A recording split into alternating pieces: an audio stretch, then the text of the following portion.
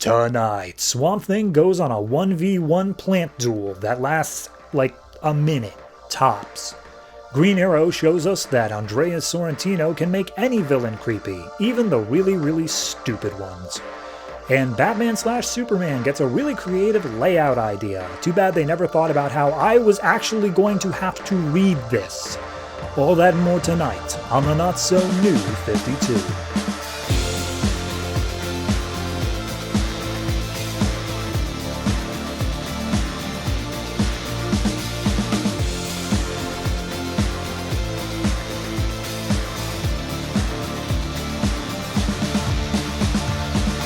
Hello everyone and welcome to episode 114 of the Not So New 52. I am your host, and DC, can you just go like 2 months without doing some crazy ass line-wide event? I'm serious, it's becoming a problem. So for anyone who doesn't know what I'm talking about, Forever Evil's going on. That's just a thing. It's everywhere. So be it. I'm fine with that background event happening while other books continue on. However, this month, they've decided, hey, we're going to do a bunch of tie-ins to Batman's past with 0 Year. So a whole bunch of books are just taking place 6 years ago, and I thought, in my naivete, that all of these books would be, here's how people first met Batman. So you'd have like, here's how Superman first ran into Batman. Here's how Green Arrow first ran into Batman. Nope. Turns out the actual thing for 0 Year tie-ins is that back during 0 Year, there was a hurricane that was coming into Gotham, a superstorm. And it's just how all of these heroes dealt with that superstorm in Gotham. Like some of them don't even meet Batman. And some of them, it's not even caring about the storm. The storm's just going on in the background and they're doing other things. So, yeah, it's a lot. But anyway, how about I just tell you what books are coming out this week? So, in no particular order, we have Forever Evil, Batwing, Detective Comics, Action Comics, Batman/Superman, Superman Unchained, Green Lantern, Earth 2, Green Arrow, The Movement, StormWatch, Phantom Stranger, and Swamp Thing. Notable out of that, obviously, Forever Evil, the big event book. We will be leading off the show with that. But then we also have the 0 Year tie-ins in Batwing, Detective Comics, Action Comics, and Green Arrow. Additionally, Earth 2 has a new writer. Tom Taylor's picking up that after James Robinson.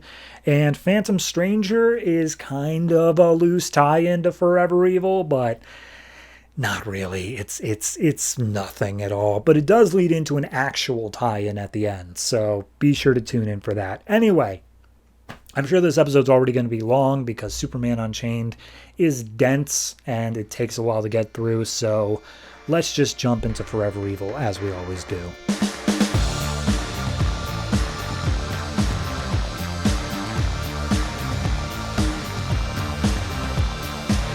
Forever Evil number 3, written by Geoff Johns, art by David Finch. So last time we had Batman and Catwoman showing up, and they had the human half of Cyborg, and they were showing up to Star Labs saying, hey, brought your son. So we get the recap of what happened. Grid split off from Cyborg, Crime Syndicate showed up. Nobody was prepared for that. But then we get the new info, which is Deathstorm, the counterpart to Firestorm, used Firestorm, and because there were already 2 people inside of Firestorm, he managed to corrupt him somehow to then absorb all of the other Justice Leagues inside of Firestorm. And the only ones who managed to stay away were Batman, Catwoman, and Cyborg, because they were away from the fight already. So at that point, the Dr. Tio Morrow, he's in there and he's like, yeah, okay, from what I know of Firestorm, he's gonna go detonating immediately. There's no way he can hold upwards of 20 people inside of him at once. So that's a problem. But also, yeah, Cyborg, the only reason that Vic is still alive is because we pumped him full of synthetics. They're still in his system, but he can't make any new ones. So yeah, he ain't doing great. And we see Silas is standing over him like, oh God, my son. Oh God, what do I do? And Tio Morrow's kind of taking the lead on this. He's just like, look, we can save him. We've got the technology here. We can keep him alive at the very least. So yeah, we'll do that. And they make a joke of Catwoman not being trusted here, and Batman's like, I trust her, that's why she's here. So at this point, we see on the TVs, they're playing the video of Dick Grayson, Nightwing, being unmasked and revealed to the world. And Batman immediately flips. He's like, oh God, we have to go save him. And it's just like, what do you mean this is a safe place. We're safe here. Why would we go out and save him? Who's that kid to you? He's like, he's a friend, and we're going to go save him. So, yeah. And then we go over to Lex Luthor. He's talking about sunflowers because, I don't know, it might come up. And he's basically making the argument again of like, I warned humanity that if we trusted superheroes, then they would make humanity weaker because we'd be relying on them. And look where we are now. And then Bizarro is picking up a sunflower, handing it over to Lex. And Lex is like, you stupid monster, I want you to go pick up that satellite dish so that I can access the LexCorp satellites that are totally off the grid, and we can use it to track the crime syndicate. And Bizarro's just like, flower. And he's like, fine, whatever. Thank you for the flower. Go pick up the dish. So he goes, he sets it down, and he gets the info. And he manages to track down Ultraman, who's still fighting Black Adam. And just a full punch out. Black Adam lands a few good hits in the jaw. And he's like, I told you, I'm gonna take you out. No one enslaves the world. And he says Shazam, manages to electrocute Ultraman. And Ultraman's like, oh, cool. You use words to try to hurt me. Let's stop that from happening. And he crushes Black Adam's jaws in his hands and just throws him down into the ocean below. But as he finally gets a moment to breathe, he sees that he's bleeding from his nose. And he's like, okay, I'm going to need the location of Metallo, like right now. And Grid says, oh, he's in Utah. Go for it. So he dicks off trying to get to Metallo. And Lex Luthor makes the point of like, he's dodging the sunlight as he flies. He's making sure to stay in the eclipse. That could be useful. So then we cut to Central City where the Rogues are, and the entire issue of Rogues Rebellion #1 just happened. Deathstorm and Powering show up and are telling the Rogues, hey, why haven't you razed the city yet? This is totally destroy it. Those were your orders. And they're like, there are civilians here. We don't really do that. And he's like, well, then you guys are useless. So Powering goes ahead and starts trying to destroy them. Captain Cold freezes his hand and he's like, oh, I can't hear the ring anymore. Oh my God, I finally get to hear my own thoughts. And then all of a sudden the ring busts out and he's like, shut up. You belong to me, you idiot. So at that point, they try to figure out what they're supposed to do. Deathstorm gets a hold of Captain Cold, and he's like, hey, you have messed with your DNA. I can see it. I can see you're fused with your weapon. I'm going to undo that. And he rips the cold powers out of Captain Cold. So he's the only one that gets hit. Mirror Master grabs all the Rogues and is just like, everyone into the mirror, let's go. And as they're going through, we see something happens because of Powering's powers. He shatters the mirror, and Captain Cold gets thrown out of the mirror dimension. And he can talk to Mirror Master still through like a puddle. And he's like, hey, something's going wrong with my powers. We can't get out, and I can't let you in, so you're stuck here on your own. And he's like, all right, well, is the crime syndicate anywhere near me, or do I have a minute to breathe? And he's like, no, you're good, but there is someone else near you that you should see. And Captain Cold then says he needs to go to an appliance store and get his cold gun back, which is going to take 32 minutes. So we cut over to Bizarro and Lex, and that's the ones that Captain Cold was seeing. And Bizarro opens his mouth and just fire spews out of it, boiling the ocean in front of him. And Lex is like, no, I didn't say boil, I didn't say burn it, I said churn it, you stupid idiot. But out of the bubbles comes Black Manta, dragging the body of Black Adam. And he's like, hey, Ultraman left him for dead. He's still good, though. And Lex is like, why are you even here? And he's like, oh, Aquaman's dead. They took the only thing I cared about from me. I'm going to kill them all. And he's like, all right, I guess. That's a good enough reason. And then Captain Cold shows up and he's like, hey, Lex, I figured you wouldn't be part of the crime syndicate because you are that pompous. I also hate them. Let's join forces. And he looks down at Black Adam and is just like, okay, never mind. We're all going to die. And he's like, oh, yeah, no, there's no hope at all. But maybe together we can save the world. And we see that our new quote-unquote league here is Lex, Black Adam, Bizarro, Captain Cold, and Black Adam. So yeah, a little bit of a gang. It's fine. It was a fine issue. I understand that the focus here should be on the villains, and I get that. I understand it. However, the fact that we did introduce this Batman Catwoman plot, and it's like, it seems really important what they're doing, but it's not getting that much page space comparatively. I don't know. It seems like it's a bit misbalanced. Like, we get 2 full pages of Bizarro offering a flower to Lex. And don't get me wrong, great character development, but it just feels like because they want to focus on the villains so much, they're purposely ignoring their hero plot, but then, like, don't do it in the first place. You know what I mean? So it's good, though. It is a solid issue. I'm going to give this one, I'll give it I want to say a straight 7, but I'm going to bump it up to a 7.5. And that's mainly because I like how it managed to get all of the people together in a believable way. And also, it just, all at once is like, yep, and Captain Cold no longer has cold powers, because that wasn't going to work for us. And it made it believable. I believed it. So, yeah, overall 7.5. I'm enjoying the direction the series is taking.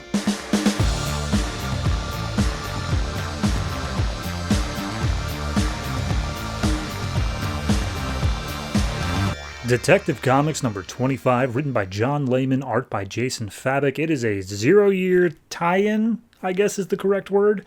So, 6 years ago, we're down by the docks, and Gordon is our primary character here. He is currently being attacked by a bunch of goons that he was investigating, and we see exactly how he got into this position. Well, kind of. We flash back like 30 seconds. He's giving a signal to his partner, Henshaw, who he is out patrolling this area. He's trying to get evidence against these guys down at the docks. And then turns out that Henshaw is actually working for them. And the them in this case is Roman Sionis, who we'll get to. So at that point, we see the goons start trying to beat up Gordon. Gordon manages to lash out. He gets a good hit in on Henshaw, and Henshaw's like, okay, well, I'm gonna shoot you then. And then one of the guys there is like, well, now hold on. Killing a cop's gonna make things complicated. It might link back to us. How about you take him for a short drive and maybe make him focus on how he's definitely gonna be committing suicide.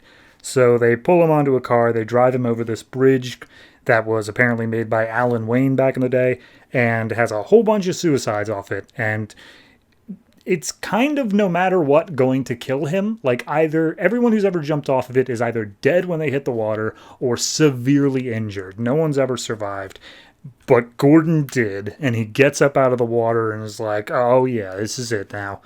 So at that point we flash back and we say, all right, how did we get here? And we say, Red Hood Gang, they were a thing, Batman stopped them, and then they kind of made this new thing of masked gangs, like gangs with gimmicks and such. And so there was a gang called the Black Mask Gang, and they were around as well.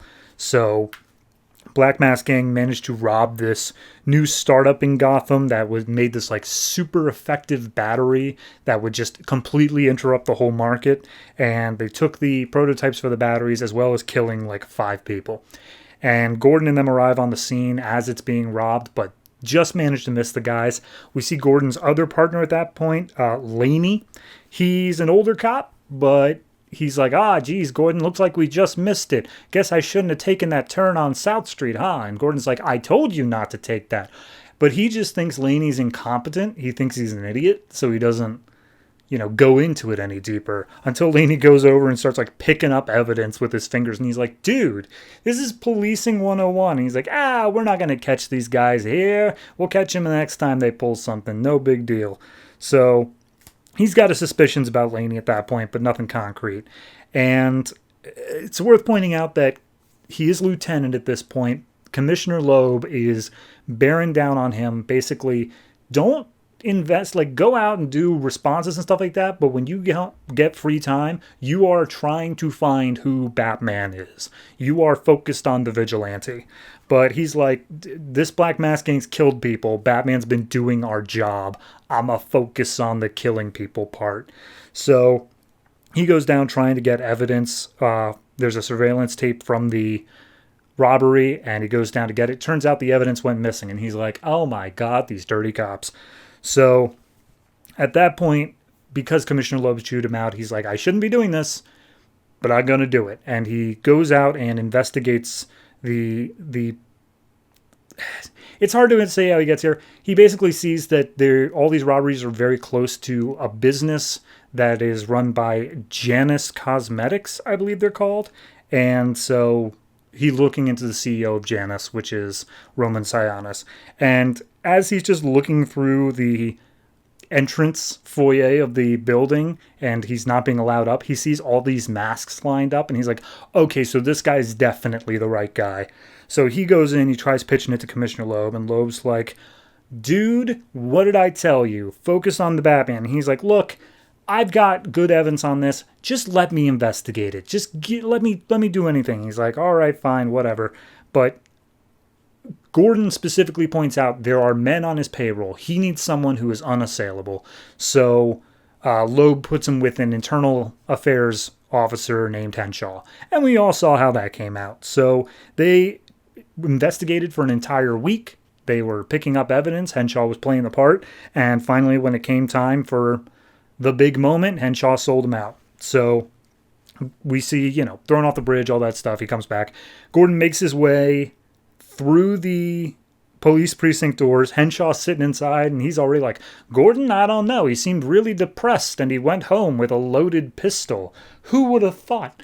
And as soon as he turns around, sees Gordon in the door, just gets a punch to the face, and Henshaw's out cold, and he says, all right, here's what I'm arresting Henshaw because he's under conspiracy of obstruction for justice. He assaulted me, blah, blah, blah. And then Laney pulls out his gun and he's like, Gordon, you just punched a cop and you don't got no evidence for your thing. So you're the one who's going down. And he's like, oh, about that, Laney. And he pulls out a folder and he says, I broke into Henshaw's house before I came here. You can get me on that if you want. But this folder is his insurance policy in case he was ever double-crossed by Sionis. It's got the names of all the crooked cops in Gotham. And your name's in here. And it looks like Laney's about to pull the trigger. Commissioner Loeb's telling him to stand down. But before he can, he gets a pistol to the back of the head. Detective Bullock saving the day. So all the crooked cops are expelled. We see, by the way, all of this was happening in the superstorm that's going on in Gotham at this point. And they go after Sionis, but he's already disappeared. He's packed up, cleaned up. He started picking off all the dirty cops who could have known anything one by one in the days after. And he said, yeah, the next time we saw him, he became Black Mask. So at that point, Commissioner Loeb, as more and more of these dirty cops are coming up dead, he's just like, okay, well, Gordon, you keep this up. You stay one of the good ones. And Gordon's like, I wasn't sure if Loeb was actually dirty going into this. I don't think he is. He seems really upset by the fact that all this happened. And so a whole thing in this story that I've just glossed over is that he has a flashlight that Barbara gave him one year for Christmas. He goes back down to the docks to find it, and it's broken. So he goes and he turns it on, and of course the glass is broken in a way that makes a bat signal as he turns it on. And he reminisces of I needed help, and in Gotham nobody is ever there to help, but I signaled for it, and help came. And we see the reason that he managed to survive the fall is because just before he hit the water, Batman swooped in and saved him. So, yep, that's the issue. I like it. I think it's a nice little just Gordon-centric story. It's giving more on his backstory of how he started rooting out all the corrupt cops in Gotham, how he started down that path, because it is kind of weird to go from Gotham is the most corrupt police force possible to Gordon cleaned it all up, and there's not really a good intermediate where it explores how that happened. But here we get one of those stories, and then of course Batman helping him out, just a little cherry on the cake there. So yeah, it's a good story. I'd say this is I'll give it an 8. I think it's a really, really good, bordering on great. It is up there. Honestly, the art makes most of it. Jason Fabok's art is fantastic. Yeah, I don't really have a bad thing to say about it. It's just because it is so standalone, because it is just set up, payoff, all within the same issue. It doesn't quite have the same punch that it could have built up over time, but it's a fine one and done. So yeah, 8 for this.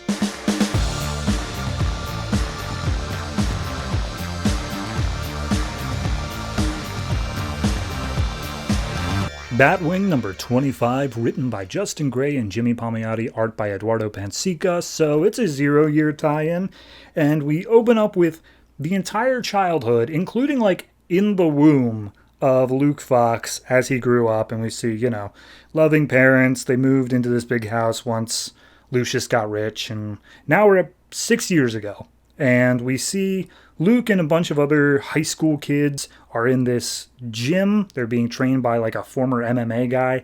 And he basically says, hey, life isn't fair, but we got to make the best of what we can here. That's why I'm training you guys, so that you're able to stand up for yourselves and make the best life for yourself. So he pairs up Luke with this kid named Russell, and they're apparently friends in high school, but Russell is a bit of a nerd. He has synesthesia, which means his senses are all mixed up, and apparently he just acts a little bit weird at school. But Luke is cool, and he's like, hey, no, kid, like, you are weird. You're going to get picked on, but that's why it's important to do this, so that you can have self-confidence, so that you can be able to stand up for yourself when I'm not around. And he's just like, I just don't feel like fighting. I don't want to do that. And they trade off. Instead of him throwing punches, Luke throws one, and just like Russ goes flying across the room. The MMA fighter's just like, hey, Luke, you're doing great. And he talks to Russell, and he tells him like his whole life story of, yeah, I was also bullied in school. That's why you can be like me and not be bullied by being ripped. So at that point, they continue training for the night, and then when they get off, they go down into Subway, head back home.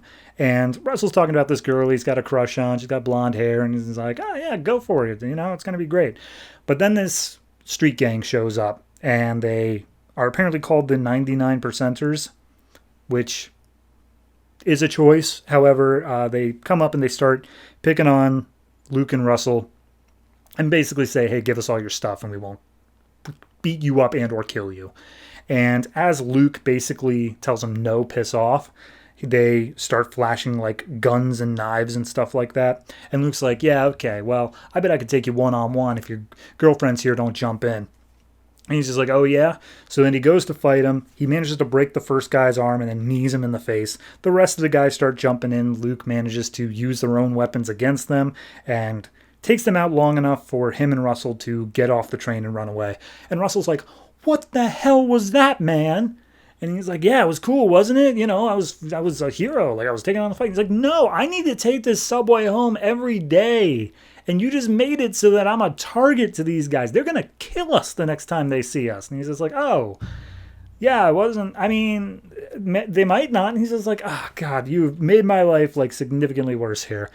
And Luke is just like, hey, look, there was no guarantee they were going to even leave us alone once we gave them their stuff. And I at least saved us for tonight. We can find some other way home. And he's like, yeah, all right, whatever. And Luke asks him, hey, please don't tell anyone about this, though. He's like, I'm not going to tell anyone. I don't want you being even more popular than you are, Mr. Beat Up a Street Gang.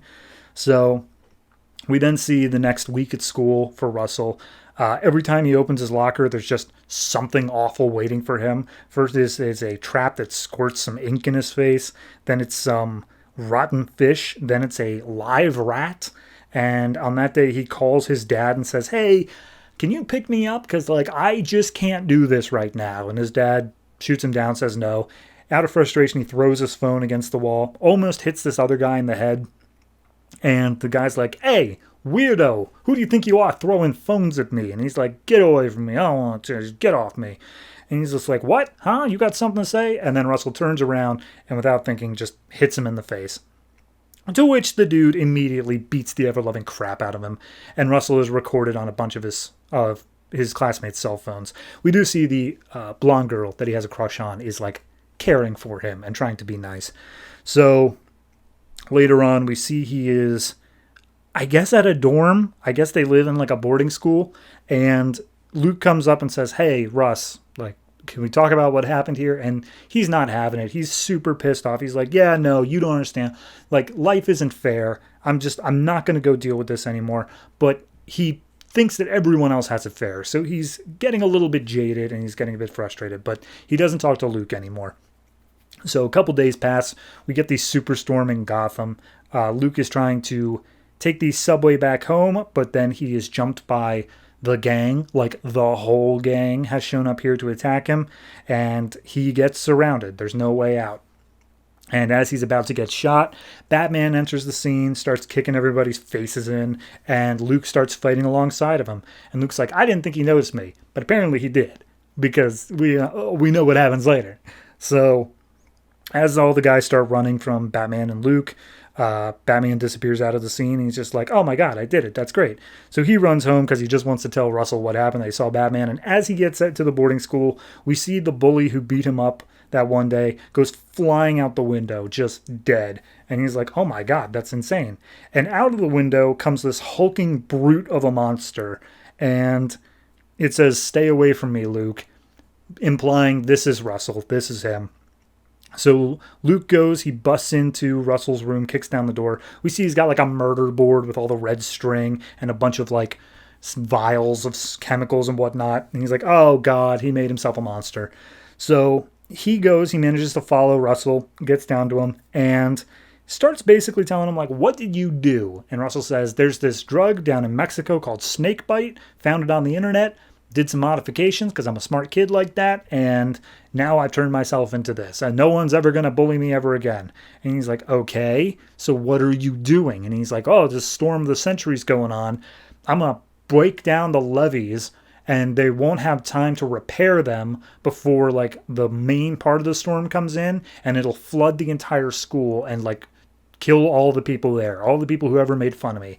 And Luke is like, I'm pretty sure that makes you the bully in this situation. Technically terrorist, but bully's what we're working with here. And he's like, no, I was the victim. This is just me making things fair again. And we bring back that point of life isn't fair. So they get into a bit of a fight. But Luke has just literally no way of fighting against Russell here. He's far too big. And then we see the police chopper arrives. And Luke's telling him, you got to surrender, dude. Like, they're going to be able to take you down. You got to surrender. And he's like, oh, no. I've got, like, a ton of TNT on me. I'm going to go drop that off at the levee. And I'm going to do this because they can't stop me.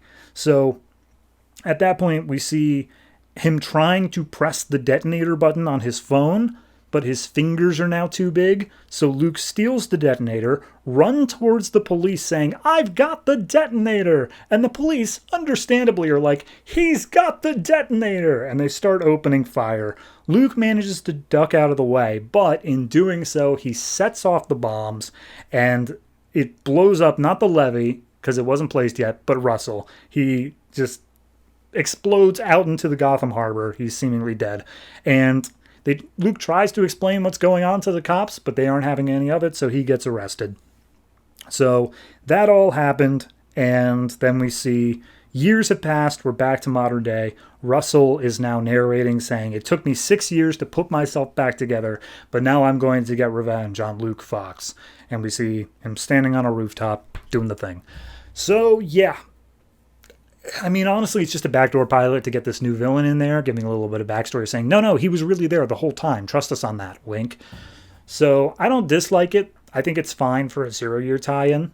But if this were just like a single issue in the main story, I think that it was kind of like going back to Batman's alley again, going back to Crime Alley, the death of his parents, and being like, but there was actually this person from Bruce's childhood you didn't know about. It's only because it's Luke and we haven't done that at all that I am willing to accept this. But I fully recognize its complete hypocrisy that they can do it with this character but not other ones.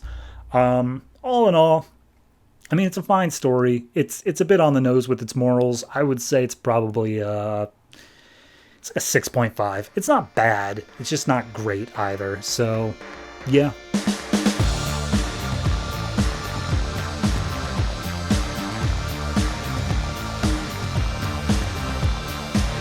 Action Comics number 25, written by Greg Pak, art by Aaron Kuder. So, this is a 0-year tie-in where how did Superman deal with a Gotham Superstorm? So we pick up in Smallville, like way back in the day. We see Lana Lang is leaving town on a bus. And as the bus arrives, Superman's like, wait a minute, I smell Lana's conditioner.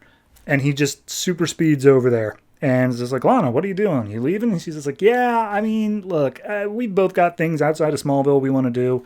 I was trying not to make this difficult between us. You know I'm always going to care about you, but like, we got to go. We got to do things, you know? So, bye. And then we cut to 4 years later, so I guess in the scale of things that was 10 years ago. And we see Superman in his t-shirt gear going after this group called the Supremacists, and they are apparently, it's this whole plan about like sacrificing humans, and they use undocumented immigrants, and there's a fifth dimensional god or something. Regardless, he starts fighting against them, and because they're wearing protective gear, he doesn't really have to hold back that much, but he gets blasted by this sonic gun, which takes him out for a minute, possibly ruptures his eardrums, and he's like, oh, all right, well, there's hostages here, so I see this and I start to smile because I know this is, being the hero. I love doing that. So he jumps in, he takes out the supremacists, and as the hostages escape, he just burns down the whole facility as the supremacists watch. And as he stands in the rain over the supremacists, he just laughs. It's horrifying. So sometime later, he's typing up the story for his reporter gig at the Daily Star. Apparently he's typing too fast and he manages to break the keyboard on his laptop, and he's like, oh geez, I punched down today. I mean, they deserved it, but like, am I a bully? Was laughing over them a bit much? So at that point, he hears the news channel from his neighbor's apartment saying there's a superstorm coming in. Metropolis is on the outskirts, so it'll be fine, but Gotham's going to be hit real hard. And because 0 year is currently going on and they're without power, a lot of people aren't going to get the evacuation notice, and therefore they're probably going to die. And so Superman's like, I don't know how strong I really am, but all those planes and helicopters are sending in for evacuations. What if I just fight the storm? So he latches on to the bottom of an airplane that's flying out to Gotham, and he's ready to do what he needs to at the storm. We see off the coast of Gotham, there is a tanker ship that Lana Lang is on. She's the engineer for the ship, and all the power is out. They can't do anything, and the last chopper is here to pick up as many people as they can. And Lana's like, look, there's not enough room on the chopper for everybody. Get out the people who really need it. I'm going to stay here with everyone that's left and do my best to save them by fixing this ship. So that's her goal, but we see it's not going well. And then Superman leaps off the plane or the chopper and falls into the water. He sees some sharks in there who are just swimming away, and it's like, all right, well, maybe the sharks know better than me, but regardless, I'm going to keep trying. And his plan is he's going to swim so fast, he's going to make a water spout that's just going to cut the storm in two. And it's just going to interrupt the whole swirling weather thing. And it almost kind of works, but eventually he manages to lose, he falls out, he doesn't manage to do it, and we see that in his issue here, he's managed to pull an entire humpback whale out of the water, and it comes crashing down on top of him, and he's like, all right, yeah, that was kind of dumb. So he's kind of just given up. He's like, no, I can't save these people. I do have limits to my power. And as he looks over across the ocean, he sees this oil tanker and a cargo ship are about to collide in the ocean. And he's like, oh, neither of them have power. Neither of them are moving.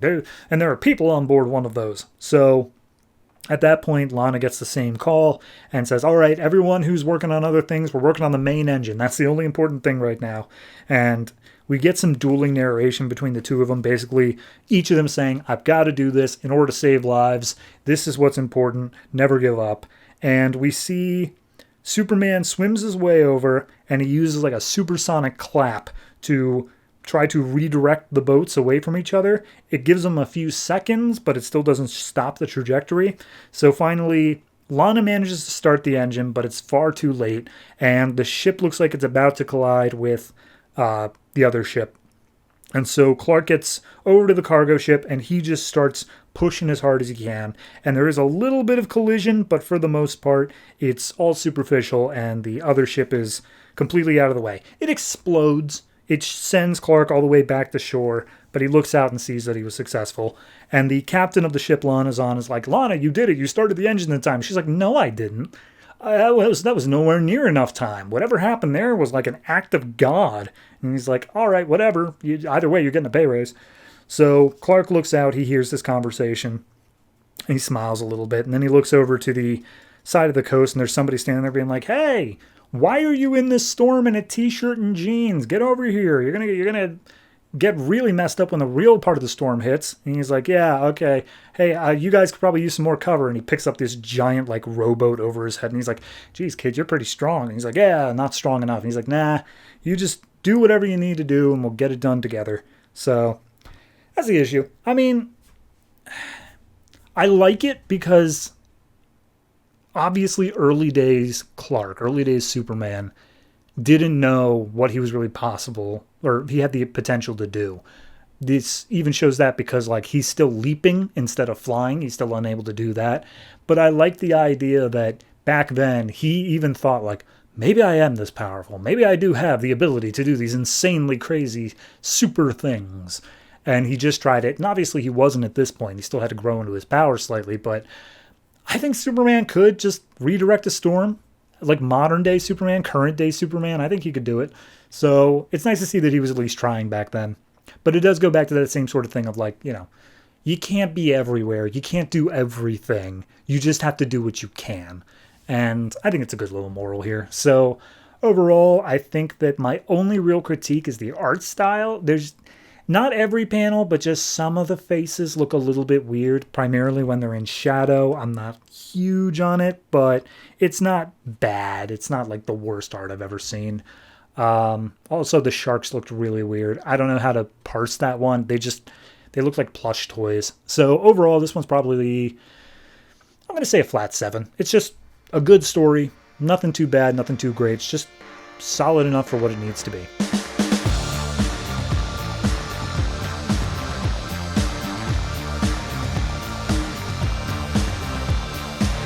Superman Unchained number 4, written by Scott Snyder, art by Jim Lee and Dustin Nguyen on the backup/epilogue.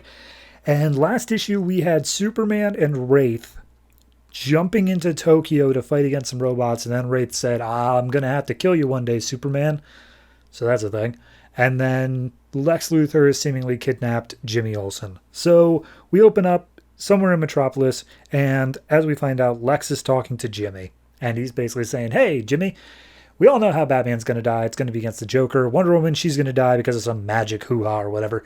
Superman, how do you think he's going to die? And Jimmy's like, what in the hell's going on, Lex? And he's got all these origami dolls of all of the people made. And he's just like, yeah, no, come on, Jimmy, tell me what you think. And then he lowers down this machine onto Jimmy's hand that does something. And he's like, nah, seriously, come on, Jimmy, what do you think?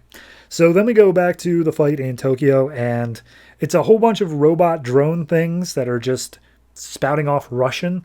And Superman's like, okay, they've got some plasma shields or something. They're responding to my heat vision. I can't get through to them. I can't destroy them. So we just need to lead them out of the city. And they start flying out over the bay. And Wraith is like, okay, yeah, but they're locked onto you, not me, because I've got this weird disguise cloaking thing going on. And as they're leaving, Superman's like, hey, just a few minutes ago you said that you were going to kill me. What's all that about? And he's like, isn't it obvious? And he's like, no. And Wraith is like, well, I'll tell you as soon as we're not in danger. So he then points out that Superman has been shot in the shoulder and he's actually bleeding. And Wraith is like, what I've been trying to tell you is that these drones, they emit tiny little bits of red sun radiation, red solar radiation, so you're made vulnerable right before the bullet hits. So these things were designed specifically to kill you. And then they start opening fire. Wraith jumps in the way of the bullets, saying how he's tougher, and so he's able to take the hit, but it still looks like both him and Superman are caught in a massive explosion. So Lex continues talking, saying, now, I bet you think that I'm the one who's going to kill Superman, but actually, I doubt it's the case. I thought maybe, it could have been me, but it's not going to be. And Jimmy's freaking out. He's like, why is this machine on my hand, Lex? What's going on here? And then Lex goes into the history of origami and why it's so important in a way that only Scott Snyder can. So then we cut back over to Lois' story. And Lois, if you remember, was saved from a plane by a guy with a crystal. And this guy with the crystal shows up as Lois is dragging the pilots' bodies, seemingly still alive, onto the shore. And he's just like, Lois, I need you to take this crystal. It's super important that you have it. And she's like, what? Who are you? Are you part of Ascension? And he's just like, kinda, sorta, I was, but not anymore. Take the crystal, please. And he's just like, no, is the crystal what gave you the power to save the plane? He's like, oh my God, Lois. stop asking so many goddamn questions and just take the crystal. Millions could die. Superman knows what's up with this crystal. At least he think he will. But like, this is the key to everything. And she's like, okay, well, if Superman is one that needs this, why are you giving it to me? And he's just like, Superman's going to die soon. That's why. So we go back to Tokyo. Superman's still bleeding a lot because of his bullet wounds. And then the leader of Ascension pops up over the TV and says, ah, yes, Superman. I am going to kill you here in Japan because that's where it began all those years ago. You know, atomic bomb and whatnot. So, good luck with that. And then Superman burns the screen that he's on. And Wraith is like, hey, okay, you got a plan, Superman? Like, we should probably leave. And he's like, no, there are still people here. We have to save them. And Superman points out an armored truck that has lead lining inside of it. So he rips off one of the doors, and Wraith is like, dude, stay behind me. I can take it. And he's like, no. I got this. We're going to use the steel lining. Like, it's lead lined. It's all good. And so he takes the door, keeps it in front of him, and just plows through the drone, which manages to finally take them out. And they start stumbling. Wraith pushes them out into the bay, and seemingly the day is saved. But then more drones show up and start firing at them. And so Wraith then says, okay, I've got an idea. I'm going to use a sonic blast, and then what you need to do is fire off your heat vision, but you can't make it a continuous beam because then they'll respond to that. So you need to blink super fast and make it like machine gun fire. Got it? And Superman's like, okay. So he uses a sonic yell, and then Superman fires off his heat vision. It manages to take down the drones, and Superman's like, hey, how did you do that sonic blast? And he's like, oh, you just like let it build up in my vocal cords. You could do it too. Seriously, Superman, you are capable of so much. I wish that I had the time to show you. And he's like, you mean before you kill me? And he's like, yeah, about that. I guess I should explain. You are dangerous. Like, I think you're cool, but you are dangerous to the systems of power that are currently in place. And one day you're going to upset the wrong people, and I'm going to be sent to kill you. Like, that's what I meant when I said I'm going to have to kill you soon. And he's just like, all right, but you don't have to. You're your own person. You don't have to, like, kill me. And then all of a sudden Superman's, I guess, phone goes off. And it's Perry White. And he's just like, hey, Clark, Dad, I got you. Jimmy Olsen has gone off the map, and Lois Lane's plane has gone down. So everything's going to hell. So then we see Lois again. She's walking with the guy who's got this shard, and he seems to be okay. He's like physically fine.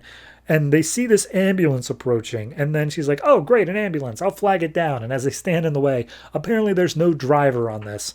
And therefore the ambulance hits the guy with the shard. He's now knocked down the hill, bleeding profusely. He's like, all right, Lois, I really need you to take this shard now, because I'm going to be dead soon. And she's just like, wait, what do you mean? And he's just like, oh my God, so many questions. Look, Ascension doesn't know that I have this shard. They can't know that you have it either. The information on it is super dangerous in their hands. So please just take the shard. And she's just like, okay, fine, I'll go get help. By the way, where's Ascension? And he's just like, they're right behind you. So Lois turns around and she's surrounded by Ascension goons who knock her out and take her to their base. Finally, we get the last little Lex segment. Lex is still, quote-unquote, torturing Jimmy, and he's just like, so, I bet you're wondering, who's the one who's going to kill Superman? If not me, if not Metallo or Brainiac, who will it be? And the answer is Jimmy, and he opens up the little paper doll of Jimmy, and inside is a robot. And he's like, it's you, Jimmy. You will be the one who will kill Superman. So then we get the epilogue. Lois wakes up. She thinks she sees Superman in front of her. Turns out it's just Ascension using like the weird face-changing tech that they got going on. And he's just like, hey, it's us, Ascension. Lois, we consider you part of our family. And she's like, what? Why? And it's like, oh, because General Sam Lane is the one who created us. So, yeah. It's fine. I just feel like I don't know what's going on yet. I feel like there's clearly Ascension is going to be like, quote unquote, the big bad to some extent. I'm sure Wraith is going to have his own things as well, but like, I just don't feel like how many issues is this? I'm not even sure, but I feel like we don't still have a clear through line as to what we're actually even doing yet at this point. It's 9 issues. We're in issue 4. We're almost halfway done, and I still don't feel like we've got a Crystal thing, we've got Ascension, we got Wraith, we got General Lane. I get setting up a mystery, but I feel like I don't even know what parts to latch onto yet. And then Lex is doing whatever the hell Lex is doing. So overall, it's an okay issue, but I just kind of want them to get to the point already is my biggest problem. So I'm going to say 7. It's okay. It's not great. It's just another issue of this series where we see Superman fighting against giant robots, because, yeah, what else is new?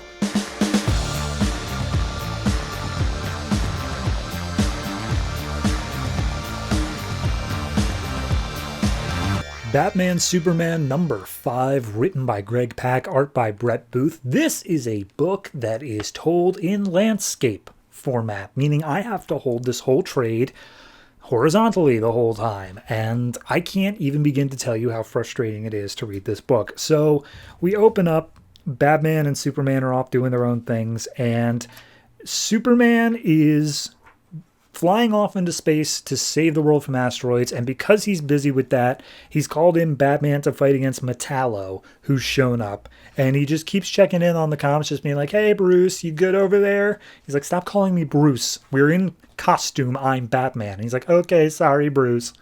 So Superman's off fighting the asteroids. We see Batman fighting against Metallo, and he's like, yeah, I'm just a guy in a bat suit, so this is actually like not easy for me, but I'm really good at planning. So I got one up on him, and he manages to shock Metallo, take him out.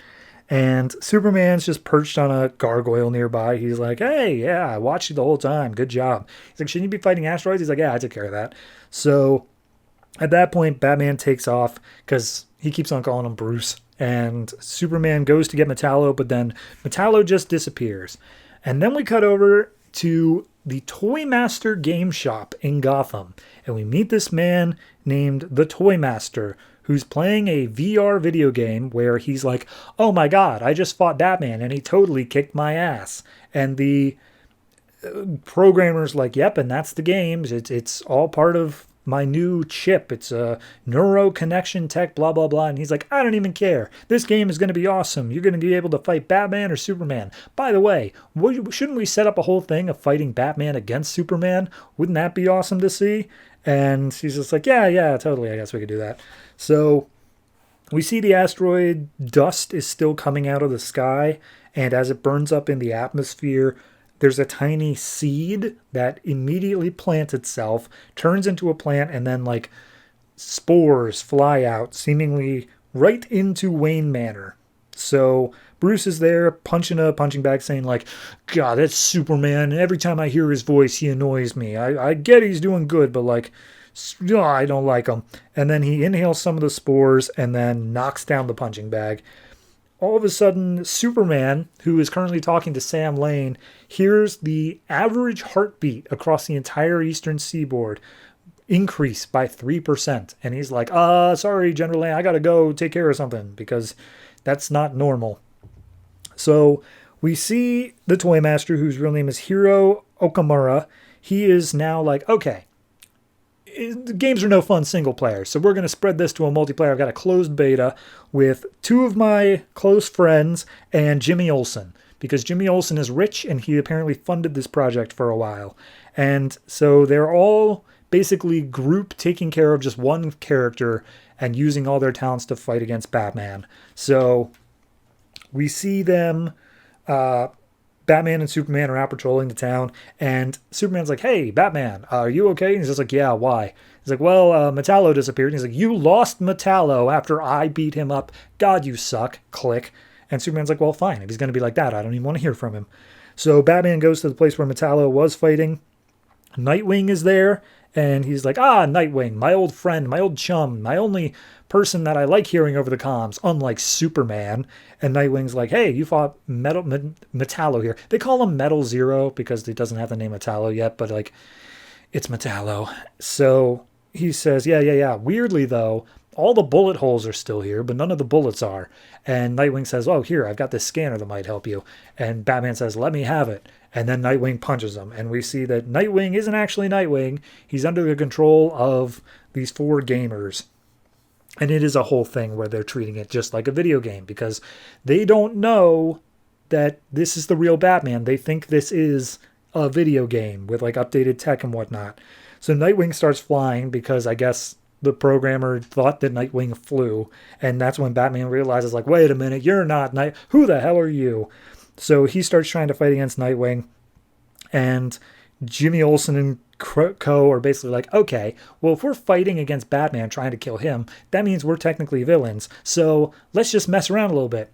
And they see that Hero's apartment, or where it should be in the video game, is right across the street. So they fly Batman through the window of that. And that's when Hero realizes, oh shit, this isn't a game.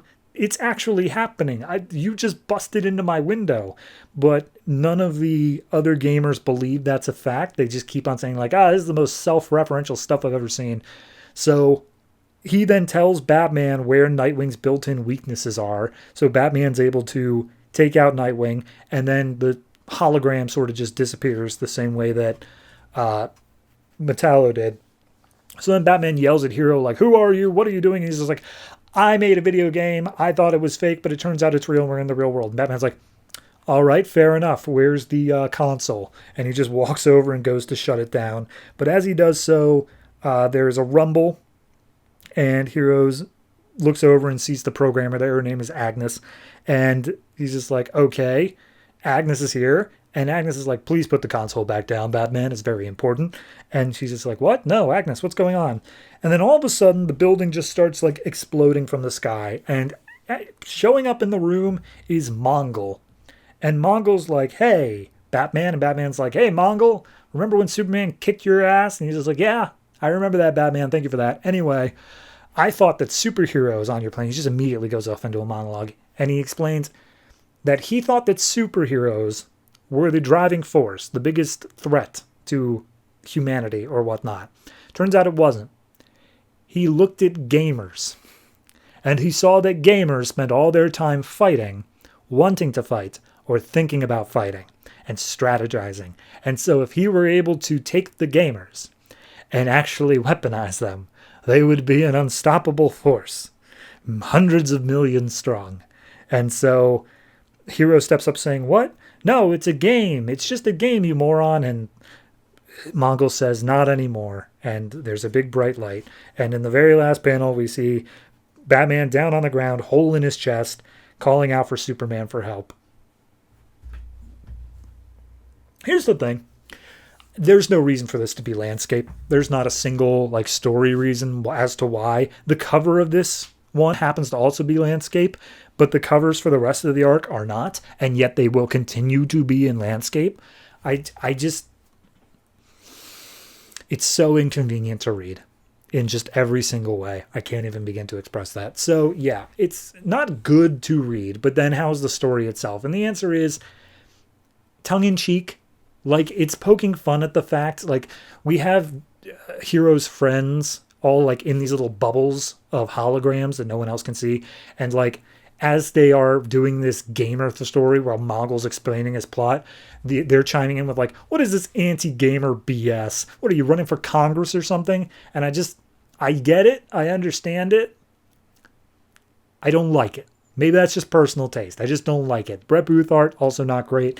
It's just kind of mediocre all around. So all in all, I'd say this is probably, for me personally, 4.5. It's just, I'm not liking this. And it's got like 4 issues in total before we get back to normal, like out of this style book and done with this arc. Maybe we can turn it into something good by the end, but like, I'm not holding my breath.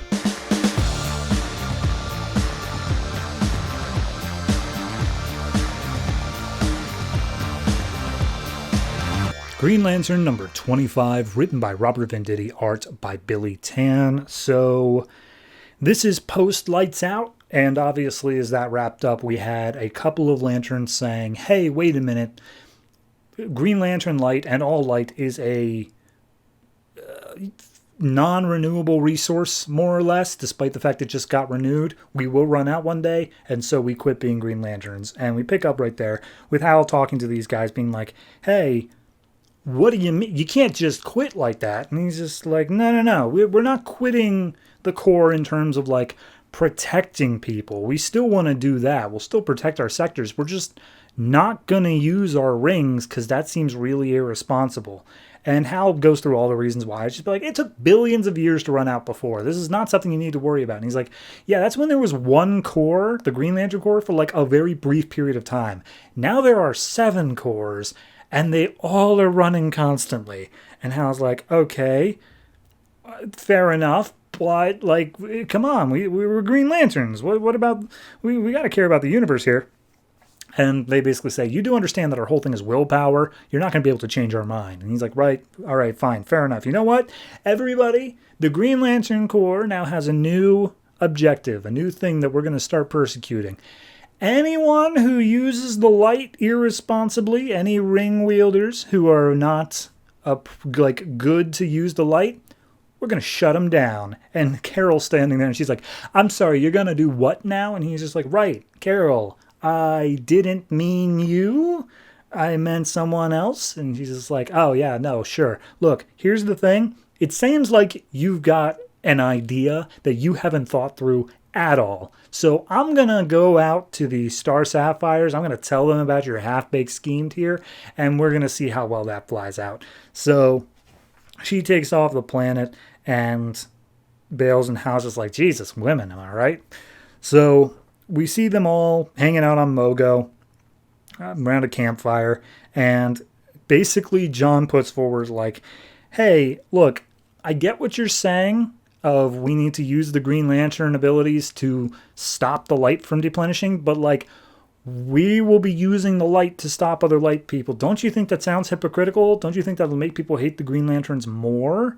And he's just like, no, I get it, but we're not going after all of them. We're just going after the people who are bad who are using the light. Like, it'll just be like an extra charge that we put on top of everything else. And essentially Kilowog's agreeing with John. He's just like, no one's going to like us. And even within the Corps, it's going to be hard to sell this. And he's like, all right, fine. If we need to win, if we need to show this is going to work, let's just take care of one that everyone can agree with. That lady from the first couple issues, whatever her name was, that broke out of the science cell when she became a Star Sapphire. Let's go get her, because clearly she's evil. And Kilowog's like, okay, well, do you want me to send out the people who are in the sector that she's in? He's just like, no, you and me. We're going to do this the right way. So Hal and Kilowog take off to sector 0563, and there's this old-timey, like, Western saloon where these bradesmen, who are just people who are part of this woman's tribe, I'll get to her name eventually. They're all just having drinks, and they're just like, yeah, business was slow for a while there, but now we're really racking up the money. We're doing great. And Hal and Kilowog walk in saying, hey, great, you've just admitted to running a black market business. Why don't you give us the books, and that'll make things easier. So they start opening fire. The Green Lanterns use their constructs as shields and whatnot, and they tie up the 3 guys there, and they say, look, we don't care about your little racket business. Honestly, it is so small time we couldn't care less. However, we do care about your boss, so tell us where she is. And they say, I'll never do it. By my long braids of hair that signal how many fights I've won, I will never surrender. And he's just like, okay. So he takes out a buzzsaw construct and starts cutting off this guy's braids. And he's just like, no, not my braids. So then the woman stands up outside. Her name is Nolange. There we go. Nolange shows up saying like, hey, you messing with my clan in there? Get out here, Green Lanterns. And just like, God, that was too easy. And they walk out. They start bickering with each other, saying like, oh yeah, it took you a while. Maybe you don't love your clan as much as we thought you did. And he's just like, all right, you know what?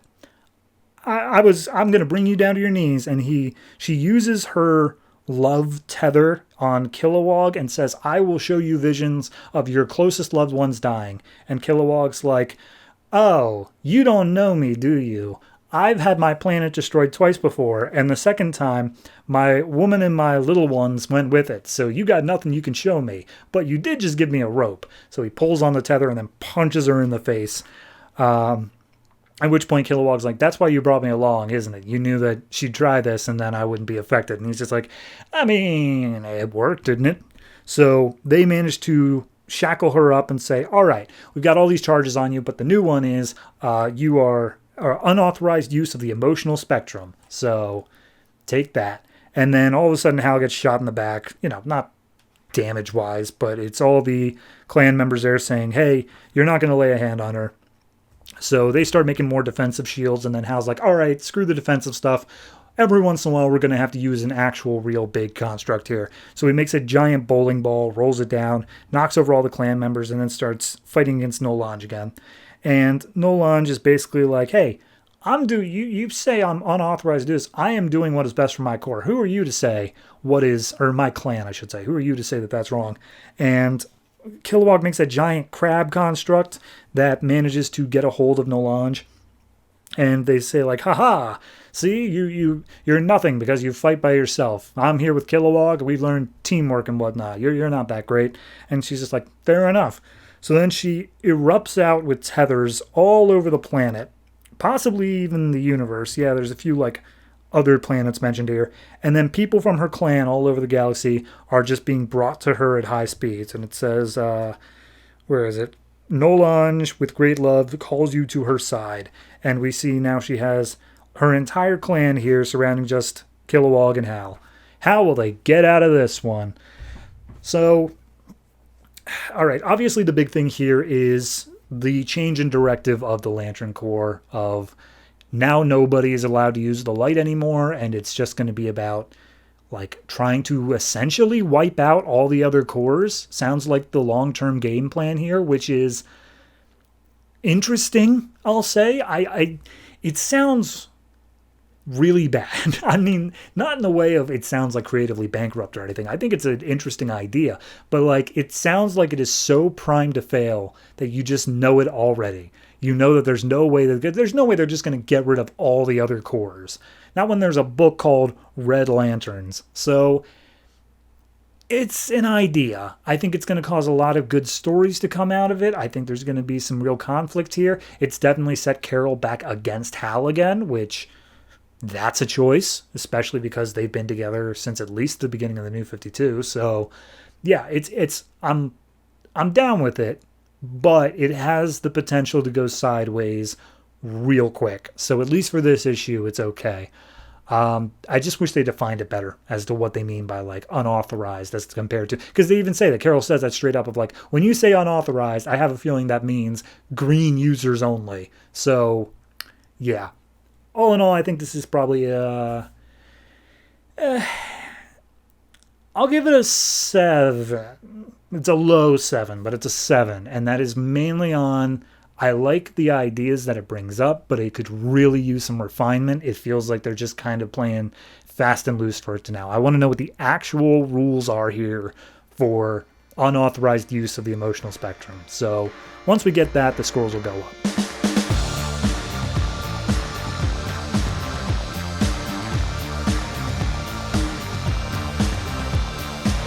Green Arrow number 25, written by Geoff Lemire, art by Andrea Sorrentino. It's a 0-year tie-in, and we open up in Seattle 6 years ago.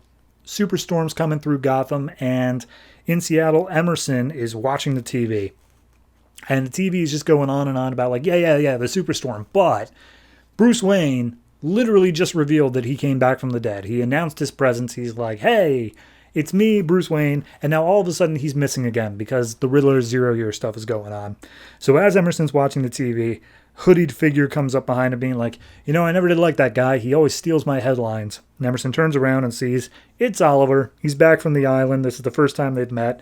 And Emerson's like, how? That's impossible. And he's like, yeah, it was an island. Look, I will tell you everything that you need to know later. But first, how's my mom? How's she doing? And Emerson's like, oh, you don't know. You hear about this storm in Gotham? She's there. She's in Gotham. She heard that like a lot of people were not doing okay with the power being out, and so she went to provide humanitarian aid herself. And Oliver's like, why didn't anyone stop her? It's like, she's her own person. I can't stop her like that. So Oliver says, all right, I need the Queen Industries jet up and ready to go to Gotham, like now. He's like, no, you can't go there. And she's like, own person and you can't stop her? Shut up, Emerson. So we see in Gotham there's a, best I could describe it as a soup kitchen, but it's just a place for a lot of people to stay. And Miss Queen is there with Andy Diggle and some other random bodyguard. And she's basically saying like, okay, look, Diggle, I understand you want me to get out of here, but I'm not. Like, I'm here, I'm helping these people. That's important. And he's like, right, but you can't do anything more right now. You have done everything you could do. Let's get out of the city before things get bad. And then all of a sudden they hear something, and all the windows behind them shatter out. And then gas canisters start flying in. It knocks out a bunch of the people there. But the bodyguards tell Diggle, like, hey, get her out of here, get her to safety before they're knocked out as well. And we see this man coming in saying, where is my queen? And he's got a gas mask and this gun on him that's hooked up to these gas canisters. So outside of Gotham City, Oliver's able to sneak in through a sewer. He's like, yeah, everyone's so focused on getting out of Gotham that nobody really cares about people sneaking in. However, I really don't want people to know that I, Oliver Queen, am back yet.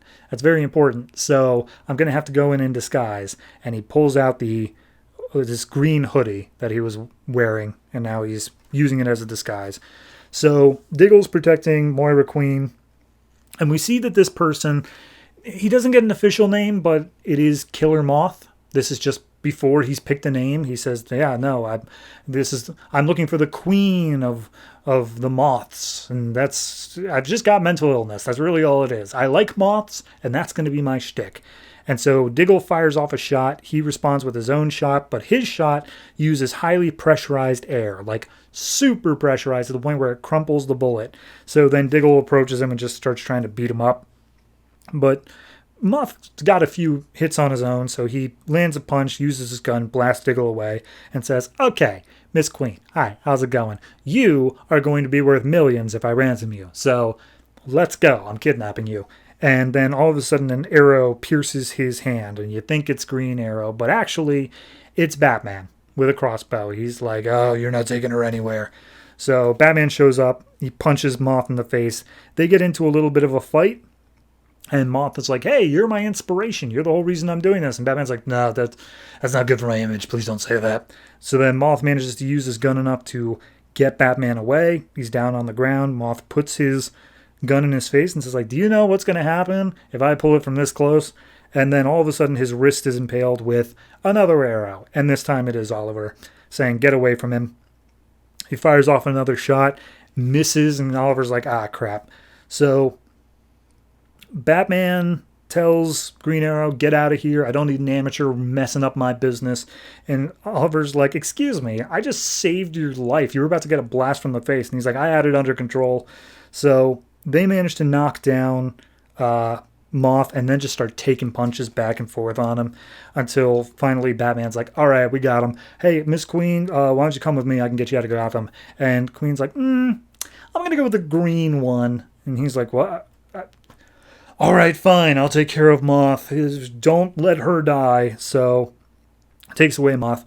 And then Diggle's still standing there. He's seeing all that. And Moira looks at Oliver, takes off his hood and says, oh my God, it's my son, my baby boy. What are you doing here? What happened to you? And she's like, it's a long story, but I don't even know where to start. And we get a one-page flashback image, I guess, of Oliver being kicked off a cliffside by this mercenary type looking character. So, yeah, I guess. And then it says, next time the Outsiders War begins. And I mean, I'm pumped for the Outsiders War. I'll just straight say that. I've been looking forward to that story ever since I knew it was coming. So, beyond that, this issue, it's good.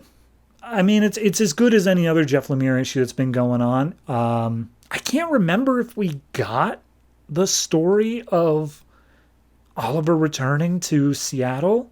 I don't think we did. I think this is actually the first time we've explored that in any meaningful capacity. So, all in all, it makes sense. You fit it in on this period of like, okay, he comes back and he has to go rescue his mom immediately. It's not a bad place to come into, throwing in Batman in the mix. I do like how, because this is leaning more towards the Arrow TV show, we're bringing in Diggle and all that, and obviously the criticisms or even compliments of the Arrow show was that it's just Batman. It's funny here that these two are like doing the same things to Killer Moth just in order to show how similar they are. It's clever writing, I'll give it that much. So overall, I think this is a 7.5. It may just be standalone. It's completely ignorable in its own right, but God, the art looks fantastic. And I don't mind anything about it, really. It's just a nice, solid little one-shot that you can take or leave on its own merit, but it's good for me.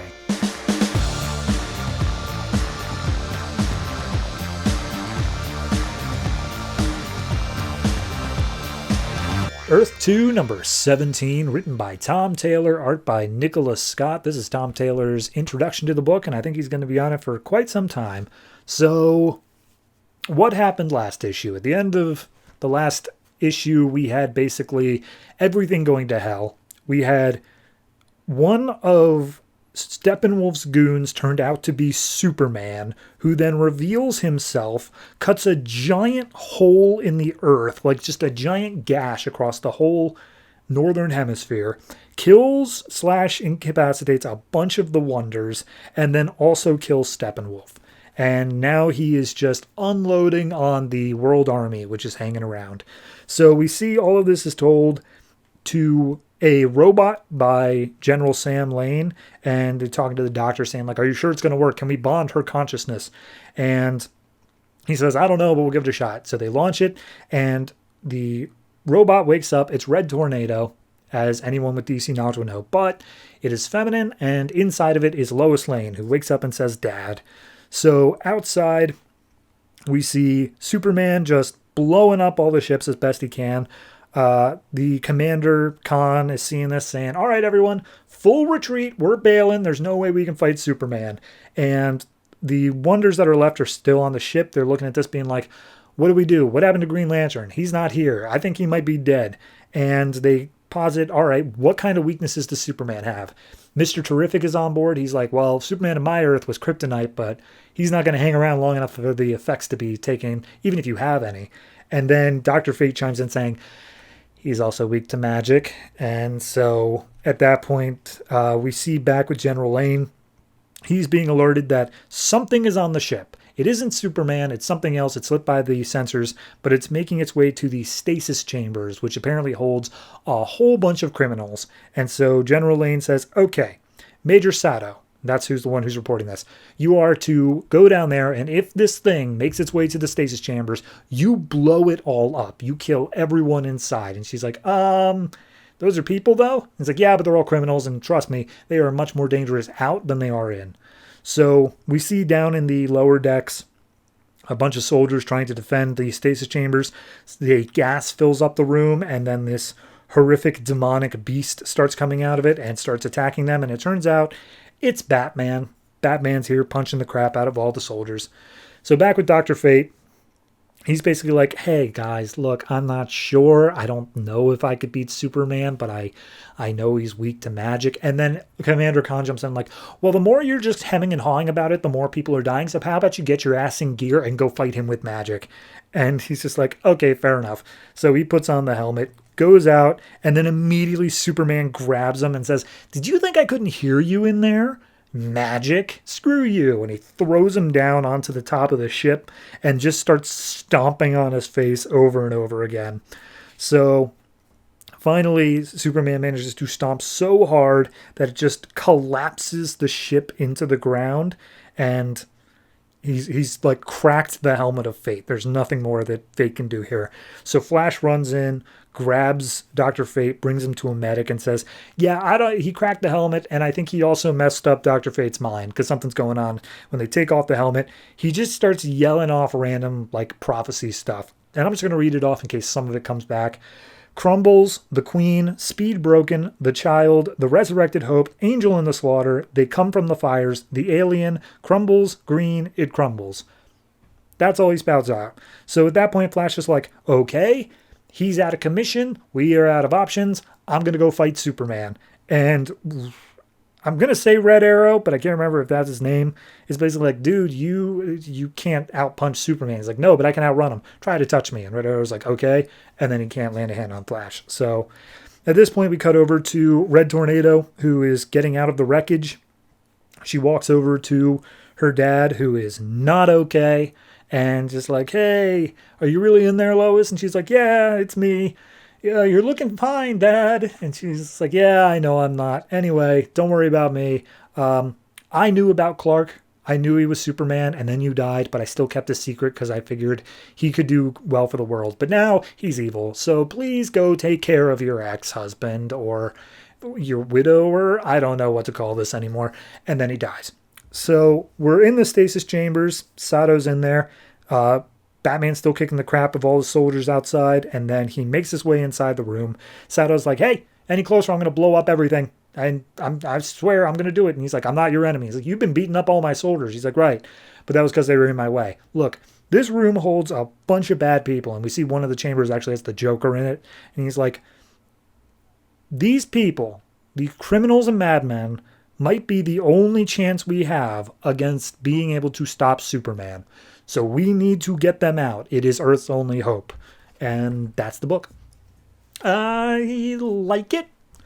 As for Tom Taylor's first outing, I mean, here's the question. How much of this was already the plan? You know? Because we didn't end, whoever was previous on this, and I'm very sorry, I forget who it was already.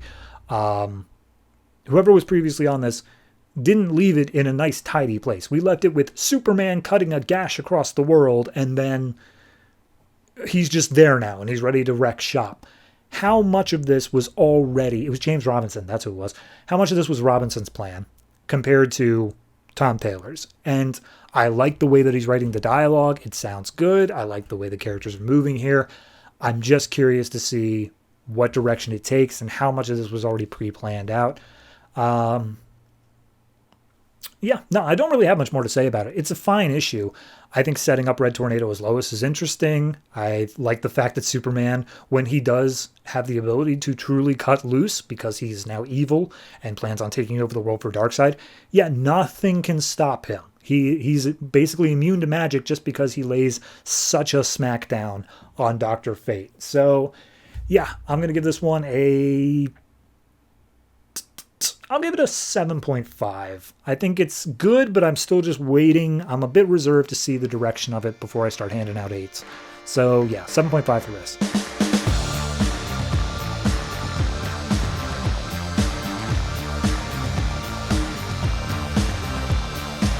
StormWatch number 25, written by Jim Starlin, art by Yvel Guichet. So last issue was just the most exposition that has ever been in a single issue.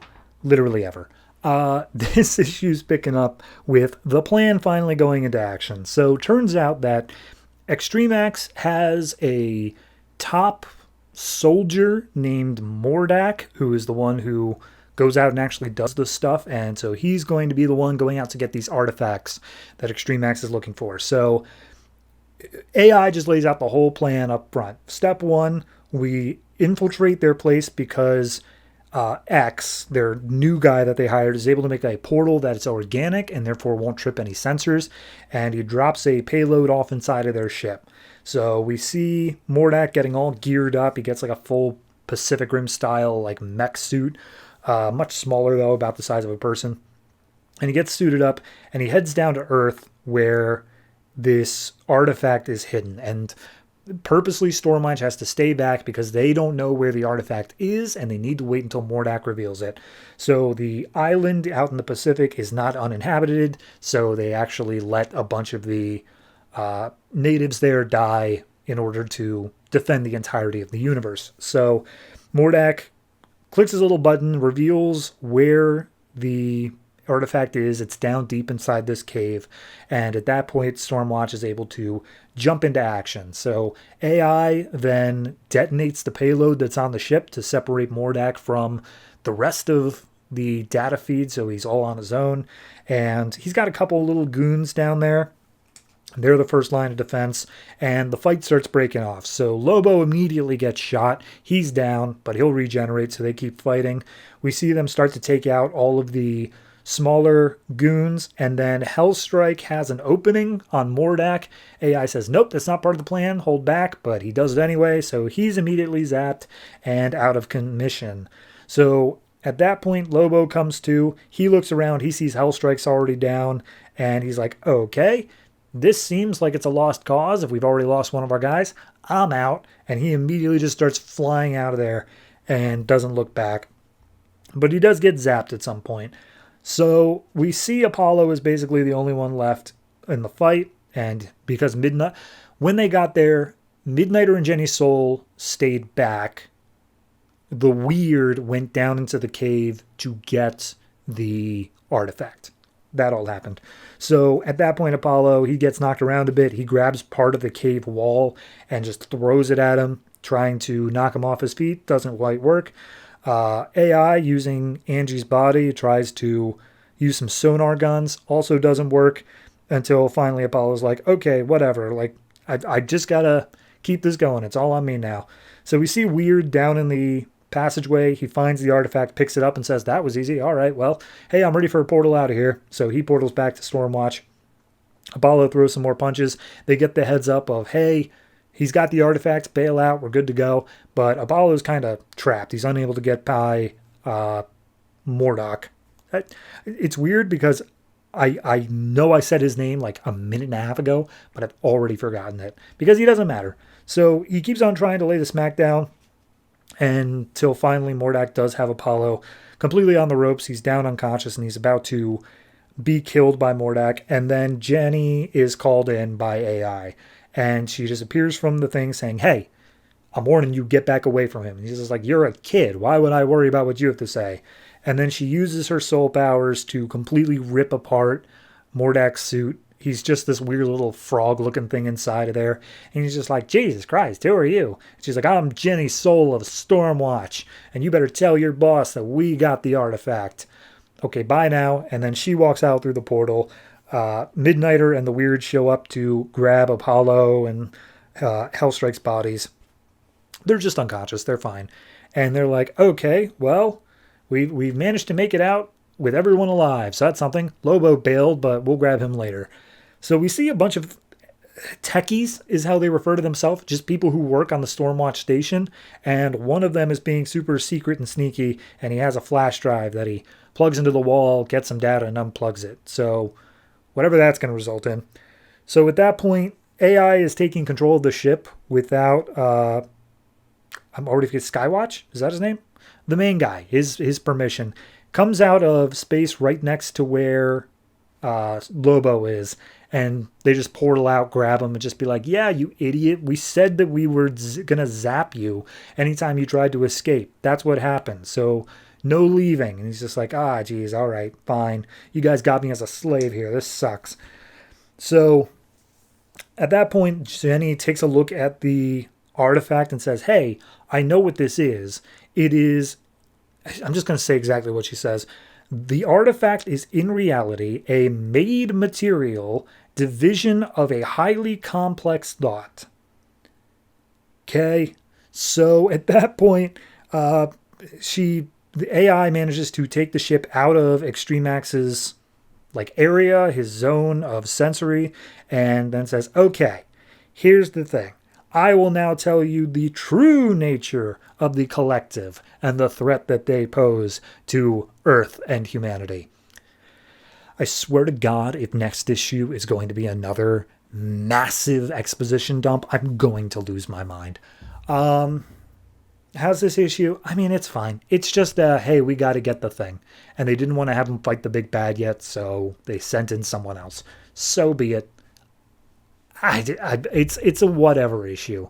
Honestly, you could have just as easily told me, hey, they got the MacGuffin off page. And I would have been like, all right, fair enough. Sounds reasonable.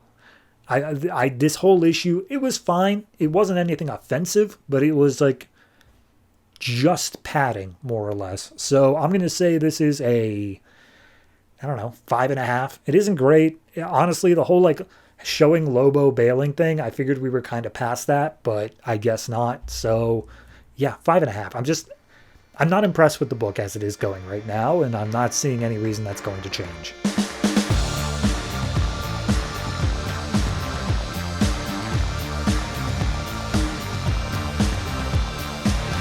The Movement number 6, written by Gail Simone, art by Freddie Williams II. So last issue, we had Tremor versus Catharsis, because Tremor was freeing the cops from their trial. And then Mouse was fighting against a new group that's working with the Cornea Killer called the Graveyard Faction.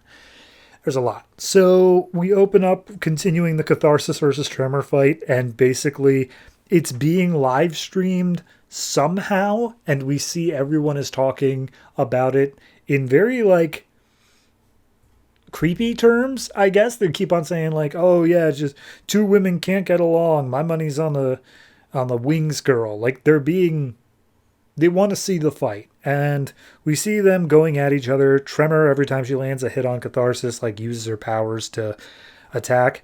Some of the people who are part of the movement that are out in the crowd are like, hey, we're like way underground and that girl's a walking earthquake, so we should probably evacuate everyone like right now. So they start trying to move people out down the tunnels they have here. We see Catharsis flies Tremor up into the air, so she's not able to touch the ground anymore, kind of robbing her of some of her powers. We see Burden is just like, there's winged creatures fighting in the sky. Am I already in hell? And Vengeance Moth uses, and by the way, if you forgot last issue, Vengeance Moth is the girl in the wheelchair who apparently has some weird psychic moth she can just summon. So Catharsis is fighting against Tremor in the air, ends up dropping Tremor from high up. She's caught by Vengeance Moth, and Vengeance Moth is just trying to fight it. She's like, everyone stop fighting. We're on the same team. Don't you see that? And Catharsis is basically like, no, she's not on my side. I don't know what side. She's on the enemy side. How dare she be here?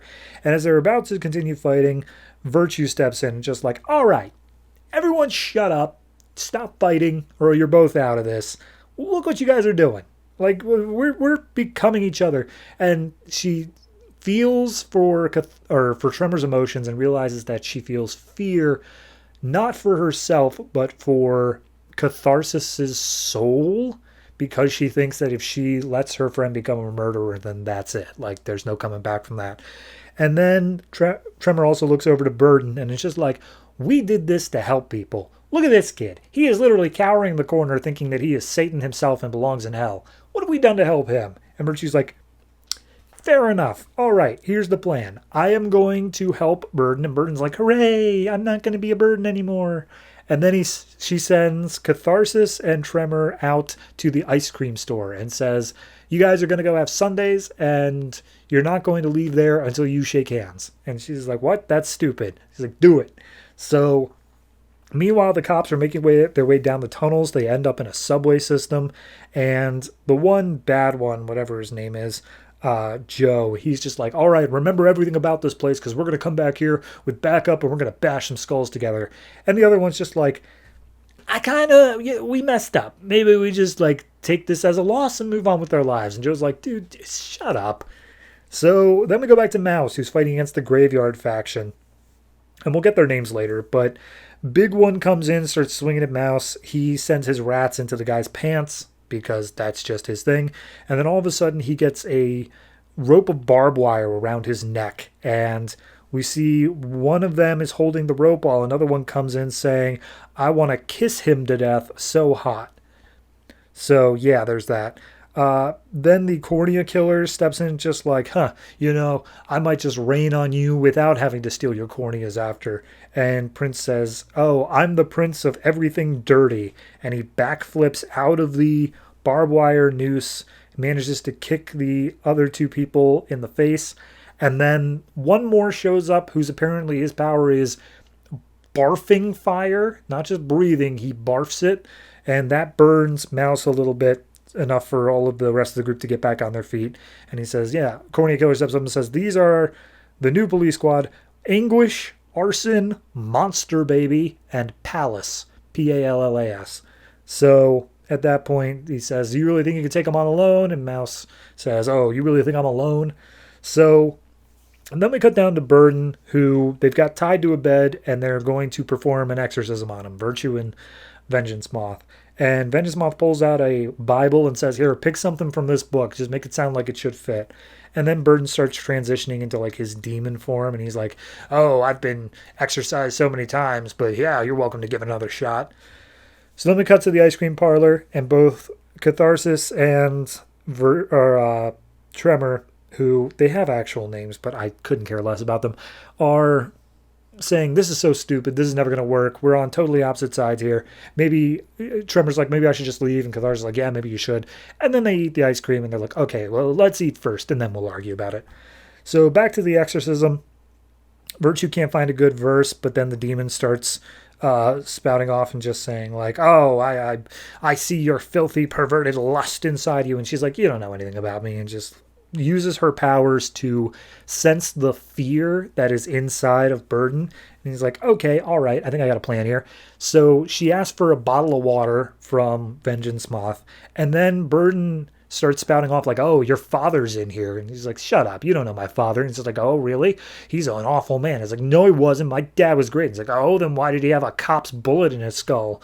So it seems like Virtue is, or not Virtue, yeah, Virtue's gonna get a bit pissed off here. She starts dumping water onto Burden, pretending like it's holy water, and so it does actually burn him. And then she uses her powers to draw all of the fear out of Burden and then take it into herself. And then she says, there, that's it. That's all it was. You're free now, Burden. And he's like, no, call me Christopher. I'm so happy. Bless you all. And so then we cut to half a mile away where Mr. Cannon is leaving. He's out on the penthouse. He's just enjoying the night. And then all of a sudden it starts raining on top of him and him alone. And we see him meet up with the Cornea Killer. And the Cornea Killer says, hey, Dad, you're not going to believe the night I had. So then the last little reveal is we get the Catharsis and Tremor. They talk and they basically say, yeah, okay, maybe we can find a way to still work together. We can still be friends here. I like that you were concerned for my soul. And Tremor's like, oh yeah, I just want to make sure that nobody gets hurt, blah, blah, blah. So they shake hands, they walk outside, and then they see Mouse, who has been beaten, possibly killed, and is strung up with a sign saying, I was a bad rodent. And yeah, maybe Mouse is dead. I don't know. It's okay. It's fine, I guess. Like, the casting out Burden's demon thing, that feels like it's so out of nowhere. Like, I don't particularly, like, it feels like it was just slowing down the plot, all things considered. So I don't know what that's doing there. The rest of it's fine. It's just a couple weird little plot twists that I still don't feel like I've got a good grasp on what this book wants to do. It feels like it's torn between being a deeper social commentary of police stuff and whether or not a community can police itself, and then it has to be a superhero book fighting against like a serial killer and this other group of things. Like it's torn between the two, and I can't figure out what it feels like it wants to do.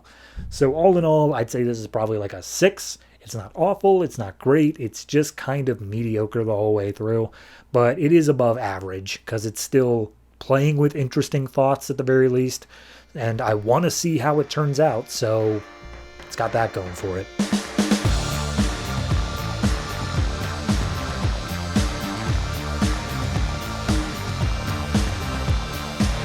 Swamp Thing number 25, written by Charles Soule, art by Jesus Saiz. So last time was the annual where Swamp Thing was learning what he needs to in order to fight against Cedar.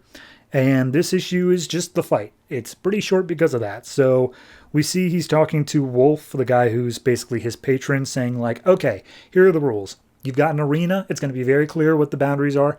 If you leave the arena, you are out. Like you run away, you're out. If you can't take anything in with you to fight, but you can use whatever's around or something like that. I don't know. And then your opponent is able to attack first because we need to make this balance because he doesn't have full avatar status. So you're not allowed to take anything, but then he can take in some stuff, I guess. I don't know. It's a bit confusing because he says none of you are allowed to take in anything, but then Cedar definitely does. So regardless, he's brought into this big, like, trunk. Basically, it looks like this massive tree trunk that's been generated where the inside is hollowed out. And both him and Cedar come in, and Alex basically psyching himself up and he'd be like, all right, you are not human anymore. You need to accept that. You are just plant. That's cool. you were lied to, and you may lose everything if you are no longer the Swamp Thing, but that's why you got to fight. So here we go. And so Cedar takes off his hood and shows that like half of his face has been replaced by plants now. And Swamp Thing's just like, was it supposed to intimidate me? So he just turns into essentially like a Demogorgon from Stranger Things. He's like, boo. And then all of a sudden the fight starts. Cedar throws out some seeds onto the ground. Before they even hit the ground, Swamp Thing has generated like 10 more copies of himself. And he's like, all right, this is already over. I've got 10 bodies, you got one. I'm going to smack you down. And then the seeds hit the ground, and these swirling tentacle-looking things come out of them. They hold down the other Swamp Thing's bodies, and the ground is essentially poisoned. So it kills all of them. And Swamp Thing's like, all right, well, I still got one of me. You're out of seeds. I'm going to just punch you in the face a bunch. So he picks up Cedar, and as he does so, Cedar spits into his face. It causes one of those tentacle things to grow out of Swamp Thing's eyes. And he's like, all right, well, you know what? This is just a body. I can transfer into another one. But he's poisoned all the ground in the arena, and I can't leave the arena. Crap, I don't have a way out of this. So Cedar impales him with his staff and then opens up one of his portals. We see that the staff is actually a previous avatar where he's like, hey, sorry about this. I don't want to be doing this, but I don't really have a choice in the matter. He's making me do this. So the staff unravels and like crawls away, still impaled inside of Alec, and just drags him through the portal, kicking and screaming. And the last little thing is Cedar kicks him through, closes the portal behind him, and we see Swamp Thing is on the moon. And he's like, okay, let's analyze the situation. There's no green up here. The water in my cells are currently boiling. I just have to be back down there. I have to jump into a new body or I die. Just got to do that. Come on. And we see the husk of his body left on the moon, and Jason is celebrating down on Earth. And he's like, hey, I did it. I beat the Avatar. Now, make me the new Avatar. And the plant side of his head starts growing, and he's like, yes, thank you. You're making the right decision, Parliament. But then it keeps growing, and he's like, wait a minute, hold on. What are you doing? I won. What's going on? And we see that the plant growing out of his head now is actually Swamp Thing. And he's like, oh, you didn't win. I'm still here, bitch. So he's got Jason's head underneath his foot, and he's like about to crush it. And the Parliament's like, yeah, okay. Yeah, clearly Jason's out of usable options here. Alec, you win. Kill him. He's like, what? I don't want to kill him. Why would I kill him? That's not cool. And he's like, nah, he knows too much about the green. If he's left alive, he could be an enemy. You got to kill him. Look, if you're not up for it, just, take a back seat. Let the Parliament take over. We'll kill him for you. We're going to use your body, though. But, yeah, you have to do that in order to be our champion. And he flashes back to the other Swamp Thing that he got advice from in the annual. And it basically says, if they want you to do something that you don't want to do, you can just say no. And so Swamp Thing reaches down, rips off his own leg, and says, no, I ain't going to kill him.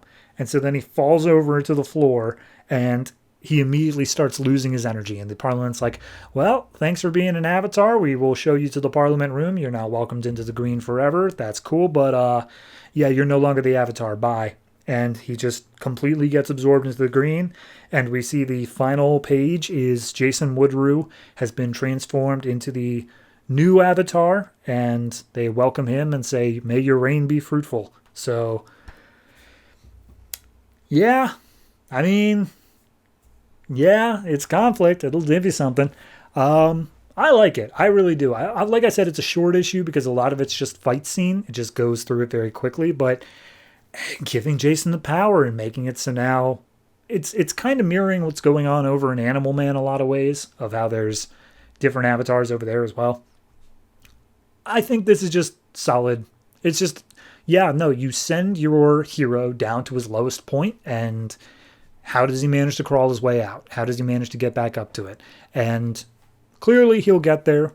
I doubt this book will just be now the continuing adventures of Jason Woodrue, but I'm curious to see how long it takes and what kind of concessions he's going to have to make in order to get it back. So, all in all, I'd probably give this one 7.5. It's close to that 8. It's very, very on the edge, but I think that while it does have one or two very clever moments during this fight of, him jumping back to the body where it's Jason's face, I enjoy that.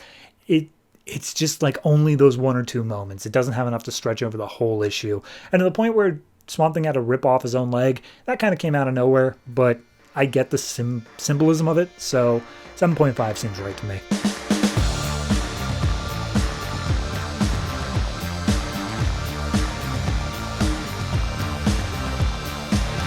Phantom Stranger number 13, written by J.M. DeMatteis, art by Fernando Blanco. So last issue, a whole bunch of stuff happened, but the big ending was Sin Eater showed up and burned down Phantom Stranger's house, or his own house, because it's Philip Stark's house. Anyway, this issue picks up with Phantom Stranger just sitting in the fire saying, "Oh God, this is awful. I had a life here, and now it's all burning up, and it's all because of you." And he looks over at Sin Eater, and just like, "This was my house. You stole my family." And he's like, "You would have killed them anyway. You're awful. I loved them more than you ever did." And he's like, "How dare you? I love them in my own special way." So at that point, he goes to like lunge at Sin Eater, and then this dog that's hanging out with Sin Eater, who's apparently a hellhound to some extent, named Non, he charges at Phantom Stranger saying, "Hey, back off. Don't you be judging him, lest ye be judged." And the saliva that comes off of the dog's mouth actually burns Stranger's soul. And he's like, "That's weird. That shouldn't happen." So at that point, Non says, "All right, Sin Eater, let's go. We got bigger things to do." And he's like, "Oh, all right, fine. Whatever." So they head out of the house. The house continues to burn to the ground. And then Phantom Stranger comes out and sees all the neighbors gathering around, just being like, "Oh, man, luckily the family wasn't home. What happened to the Starks anyway? I feel like I haven't seen them in forever." And Phantom Stranger's like, "Don't you guys remember? There was a party. They left. They said bye, and they moved away." And all of them are like, "Oh, yeah." And they all leave. And then we see Zoriel come up being like, "Hey, you gave him a little mind whammy there. That's cool." And he's like, "Zoriel, what do you want?" And he's like, "Oh, I'm just... angels are always around. Maybe it's just, they don't usually notice it." And he's like, "Okay, you here to kill me again?" He's like, "Hey, I was forced to do that. That was my duty. I didn't want to do it. And I'm actually happy you're back." And he's like, "What? Why?" And he's like, "I kind of wanted to show you something." So he takes Phantom Stranger to a graveyard where there are now graves for his deceased family, for his wife and children. And he sits at the graves and he's like, "You did this? You brought their bodies back and gave them a proper burial?" He's like, "No, actually, Sin Eater did it." And he's like, "What? No, he couldn't do that. He's a creep. He's a monster. There's no way he'd bury them." He's like, "Nah, he kind of meant it when he said he loved them in his own special way. Like, he's a psycho. He's a monster. I'm not defending that, but like, he did love them." He's like, you're showing compassion towards this monster." And he's like, "Yeah, I'm an angel. That's kind of what I do." So at that point, he says, "All right, why are you really here?" And he's like, "Oh, I'm here to remind you about the promise you made right before you were unmade." And he pokes Phantom Stranger in the chest, and then all of a sudden there's this light that comes out from him. He's like, "Oh, right. Dr. Light gave me this thing and said to give it to his family, and I made that promise. I completely forgot about this." So he goes to Dr. Light's house. He drops this orb of light over their home, and it descends on them like pixie dust. And the wife wakes up, sees the soul, sees a light construct of Dr. Light, and she kisses it and then falls back asleep peacefully. And it seems that this is some way to overcome their grief. And Phantom Stranger's like, "Oh, that was nice." So Zoriel's like, "All right, well, if you need me, just give a thought to heaven and I'll be down here. I'm here to help." And he's just like, Why are you here to help me all of a sudden? What's going on?" He's like, "Well, maybe I've always been by your side. Maybe you just are only seeing me just now." And he's like, "All right, whatever." Zoriel's a weird one. So at that point, he realizes, "Oh, right, I still have some unfinished business with the dude that killed me." So he goes to Hub City, where the Question is looking at his murder board, and Question's like, "I can feel you there, lurking in the shadows. What's going on?" And I gotta say, every single one of his things is a question. I might not phrase it as such, but it is. And Phantom Stranger basically comes up, starts storming him, and be like, "Why did you murder me?" And he's like, "Are you here for questions or vengeance? Didn't your old boss say turn the other cheek?" And so Phantom Stranger pulls some wacky whatever magic he's got going on, manages to get Question, who can turn into this smoke form, gets him back into corporeal and throws him into his murder board. Just being like, "Look, your evil has infected humanity far too long. And he's like, oh, so you're here to kill me? And just like, that's not God's choice. That's my choice. I'm the one doing this. And he's like, oh, okay, well, let's see who the real evil one truly is here. And he pulls back out the Spear of Destiny, shoves it in the ground next to Phantom Stranger's face, and basically says, why am I with you? Why is my fate tied to yours and Pandora's? Why? That's what I don't get. And at that point, Phantom Stranger realizes, like, right, you were wiped of your memory when you became the Question. I'm stuck with all of my memories, and that's my own kind of curse, but you don't even remember why you're being punished. So, okay, yeah, I kind of get this now. But they teleport out, and they appear in Jerusalem, right? And he's like, oh, hey, it's my old home. That's cool. That's great. And Question turns to everyone in the crowd nearby and is just like, hey, everyone, don't you see how evil this guy is? Don't you think he should die? And then they all start attacking Phantom Stranger. And he's just like, okay, no, I'm not dealing with this. So he casts them all away, goes back over and starts beating up Question again. He's like, don't you understand it? You have a gift, not a curse. You don't remember your sins. You're able to start a new life. Isn't that good enough? Isn't that something?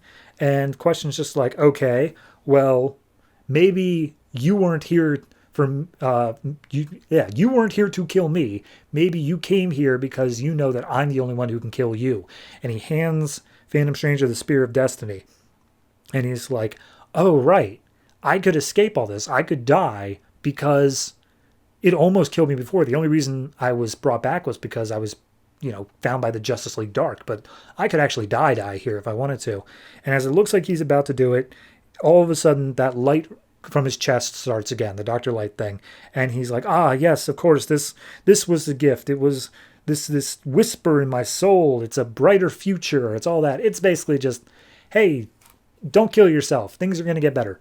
And at that point, the Spear of Destiny is dropped to the ground. Question starts to go for it. And Zoriel shows up. He's like, no. Question, that's going back where it belongs. You aren't getting that anymore. And Question's like, this isn't over. He just disappears. So then Zoriel and Phantom Stranger are left staring. They're standing in Jerusalem, and they're like, yeah, it's good to be back in the homeland, And then all of a sudden, Stranger disappears, and Zoriel's like, did you purposely leave, or were you taken? What's going on? And then all of a sudden, we see Stranger, Question, and Pandora all chained to the ground, and they look up, and they see Constantine, Nightmare Nurse, and Swamp Thing sitting on the thrones of the Rock of Eternity, and they say, hey, Trinity of Sin, it is I, Constantine, Nightmare Nurse, and Swamp Thing. We have brought you here back to the Rock of Eternity to help us kill evil. And that will then fold itself into Forever Evil Blight, which is another spin-off of Forever Evil that's happening over Justice League Dark, Constantine, Pandora, and Phantom Stranger, I believe. There might be one or two more series in there. Anyway, this issue, I like the first part. I like the part with Sin Eater being like, I did care for my family and whatnot. I also like the Dr. Light stuff in the middle and the Question stuff. The only part that I really kind of was like, that's a bit corny, is the Dr. Light bit exploding out of Phantom Stranger being like, no, things are going to be okay. That was a bit too much. But all the rest of the stuff I thought was interesting, philosophical, pardon the pun, questions being asked here of like, why are they here? Is it better to remember your sins or for be able to start a new life like that? I'm liking it. I think this book does great with those sort of bigger questions. It is leaning a bit heavy on the Christianity for me. I mean, I'm fine with it being that he's Judas, and I'm fine with there even being God and angels, but like the fact that Question lays out a whole monologue basically saying like, didn't Jesus say turn the other cheek? Shouldn't you be listening to him? Isn't this all what Christianity is about? And it's just like, okay, let's just pump the brakes there, buddy. But beyond that, it's a fine book. I really do enjoy it. So I'm going to say this one is a straight 7. Just very good. I'm looking forward to seeing what Blight has in store. And yeah, I'm always impressed by Phantom Stranger.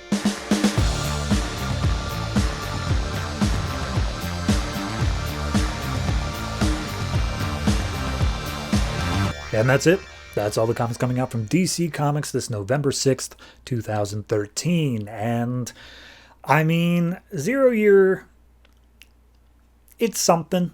I mean, at least next week, looking at that, it's only restricted to the Bat books, but we do still have a Green Lantern Corps tie-in and a Flash tie-in, which seem implausible that all of this was happening in one big storm in Gotham. I don't know. We'll see when we get there. But I'm already a little bit zero-yeared out, and let me tell you, I know that's a sentiment that's carried over throughout the years. So, next week, why don't we just jump right into that? Next week, in no particular order, we have Forever Evil Arkham War, Batman, Batgirl, Nightwing, Superboy, Superman/Wonder Woman, Green Lantern Corps, Justice League of America, Justice League of America's Vibe, Katana, World's Finest, Suicide Squad, and Constantine. To be completely honest, I think I completely forgot Green Lantern Corps was coming out when I said it's limited to only the Bat books. So we have at least 3 zero-year tie-ins between Nightwing, Batgirl, and Green Lantern Corps. And I guess you could say Batman as well, but it's the Corps series, so it doesn't really matter there. And then, of course, Justice League of America will have heavy tie-ins to Forever Evil going on. Forever Evil Arkham War is its own spin-off. And Superboy is Krypton Returns. You know, I completely forgot that was even going on. I had a 1-week reprieve from that, and I just wiped it from my mind. Damn it. I'm so angry that's still happening. All right. Well, all that's happening next week. We'll deal with it when we get there. As for now, if you have any comments on anything that I talked about this week, last week, any week at all, go ahead and leave them in the comment section below, or on Reddit, or on Discord. All links are in the description, as well as the link to our Patreon, because money, please.